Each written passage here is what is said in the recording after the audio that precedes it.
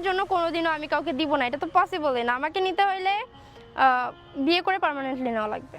না না না, আমি আমার কথা তো বলি নাই। আর আমি দিলেই বা আপনাদের বলবো নাকি? আপনাদের কি বলবো আমি যে আমি দিচ্ছি বা দিব? আর অ্যামাউন্ট আমি আপনাদের বলবো, এগুলো শেয়ার করবো আমি? তোর কথা শুনে আমার একটা গল্প মনে পড়ে, গল্পটা বলি। প্রিয় দর্শক, গল্পটা মন দিয়ে শুনবেন, ভুল হলে ক্ষমা করে দেবেন। এক ছেলে বেশ্যা, তার ছিল অনেক রূপ চেহারা এবং তার ছিল অনেক ডিমান্ড। একদিন, দুদিন, 3 দিন, 5 দিন, 10 দিন তার কাছে সবাই যেত, একদিন আর তার কাছে যায় না। এমন সময় বেশ্যা হতবাক হয়ে বলে, আহারে, এই দুধে খাতে কত চিনি, আর দুধ এখন মাছেও বসে না। কেউ যে আমাকে না করে থাকে এখন, আমি তাই দেখতেছি।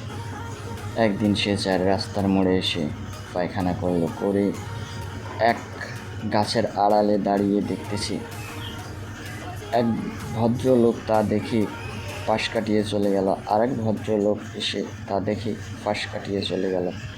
আরেকজন এসে বলল, কোন শালি এখানে পায়খানা করেছে, তাকে যদি পাইতাম আমি একটু চোদ্দ। তখন ওই বেশ্যা আনন্দে আত্মহারা হয়ে বলল, আহ, একজনও তো অথচ আছে যে সে আমাকে করলো।